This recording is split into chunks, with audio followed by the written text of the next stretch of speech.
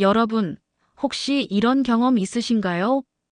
한국에서는 너무 자연스럽게 하던 행동들이 미국에서는 불법이 되어버리는 순간들 말입니다. 한인 어르신들 중에는 한국에서 평생 이렇게 살아왔는데 설마 미국에서 문제될까 생각하시는 분들이 많습니다.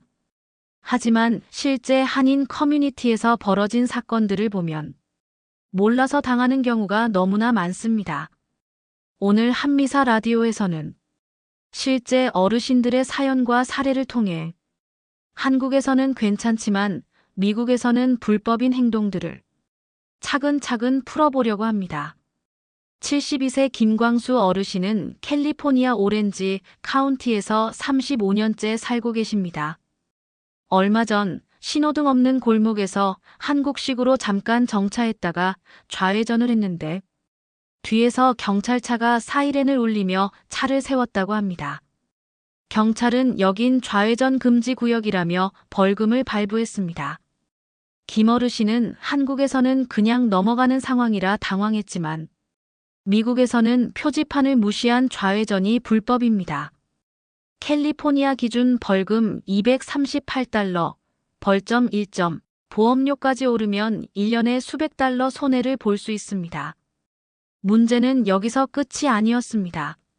경찰이 면허증과 보험증서를 확인하는데 보험갱신이 2달 늦어진 상태였던 겁니다.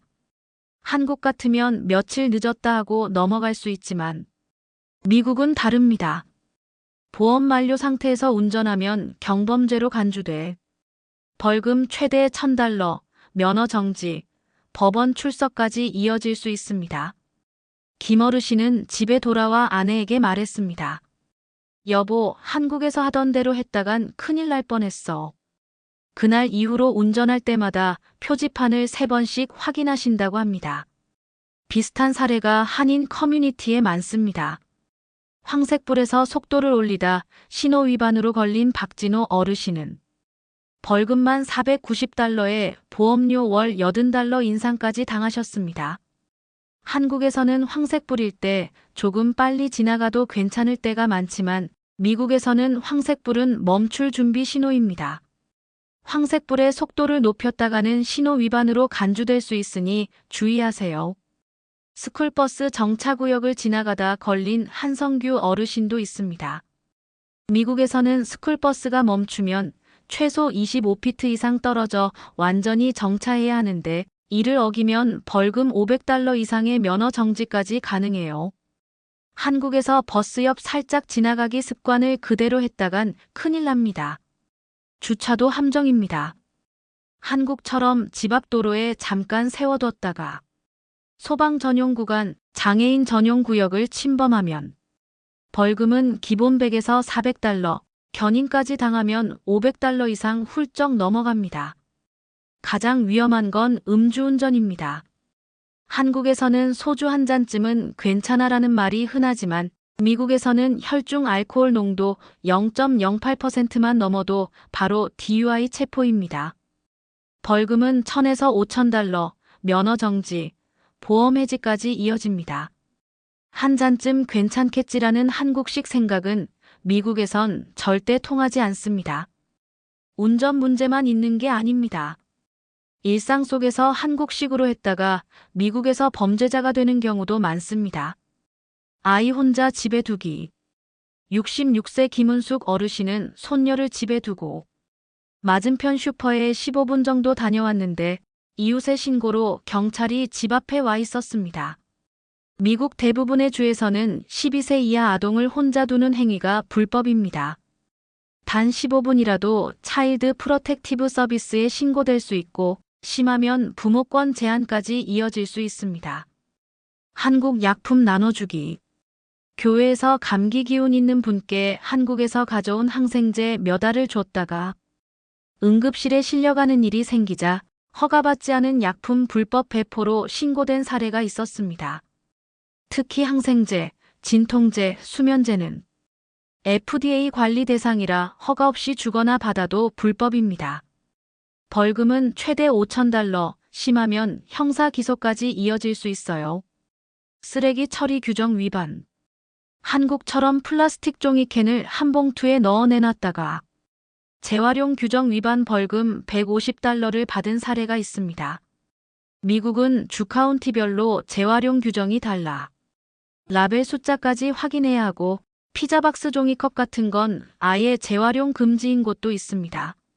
층간소음 및 야간소음, 밤 10시 이후 손주들이 뛰어놀다. HOA에서 벌금 경고장을 받은 사례가 많습니다.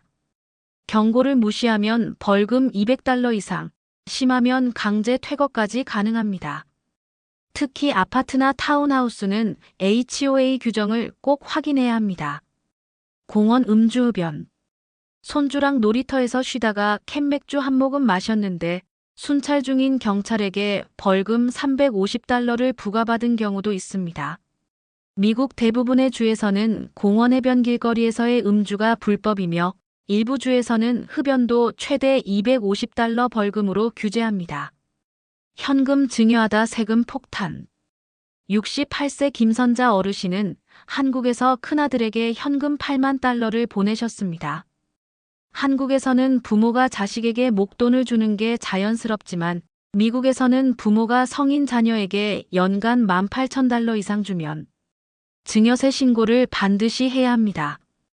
김 어르신은 신고를 하지 않았다가 IRS에서 세금 벌금 이자까지 합쳐 $16,000를 추가로 내야 했습니다. 가족끼리 주고받은 돈인데 왜 신고를 해야 하냐고 항의했지만 미국 법은 냉정했습니다. 가족 간 거래라도 세법은 예외가 없다. 한국 부동산 매매 후 IRS 신고 누락. 71세 박영철 어르신은 서울 아파트를 팔았지만 미국 세금 신고를 하지 않았다가 해외 자산 매각 미신고 벌금 $10,000를 통보받았습니다. 미국 시민권자와 영주권자는 전 세계 소득을 IRS에 보고해야 합니다.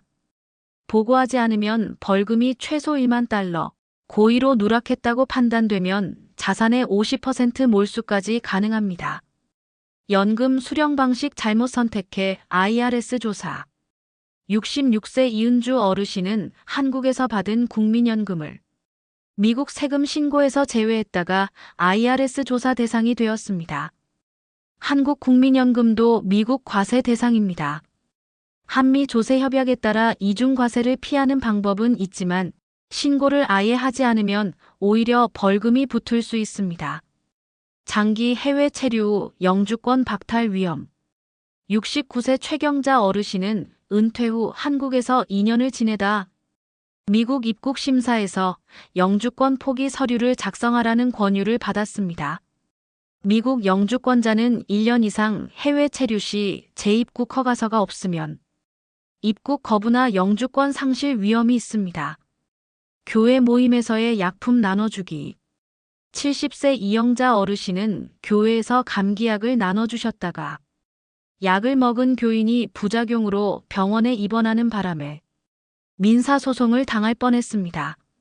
미국에서는 약품 배포로 부작용 피해가 발생하면 민사 책임을 져야 할 수도 있습니다. 에어비앤비 단기 임대 벌금. 67세 김병수 어르신은 집 일부를 에어비앤비로 단기 임대하다가 시청으로부터 벌금 통지를 받았습니다. 해당 지역은 단기 임대가 허가제였는데 신고 없이 운영하다 벌금 $2,500를 냈습니다. 이웃소음 신고로 민사소송 위기. 뉴저지에 사는 73세 한모 어르신은 집에서 모임을 열다가 이웃에게 소송을 당할 뻔했습니다. 미국은 주거지역 소음 규제가 엄격해 경찰 출동 기록이 남으면 벌금 통지나 HOA 경고를 받을 수 있습니다. 미국은 모르면 당하는 나라입니다. 한국에서 늘 해오던 방식으로 살다 보면 어느 순간 법을 어기고 있는 자신을 발견할 수도 있어요. 특히 교포 시니어분들은 보험, 세금, 약품, 임대, 소음 문제에서 법적 리스크가 많으니 반드시 전문가와 상의하는 게 좋습니다. 오늘 한미사 라디오에서는 한국에서는 괜찮지만 미국에서는 불법인 행동들이라는 주제로 운전, 일상, 생활, 세금, 비자, 법적 분쟁 사례까지 자세히 살펴봤습니다. 나는 몰랐어요 라는 말은 미국 법정에서는 절대 통하지 않습니다. 특히 은퇴하신 한인 어르신들, 작은 실수 하나가 평생 모은 자산과 신분에 큰 영향을 미칠 수 있다는 사실을 꼭 기억하시길 바랍니다.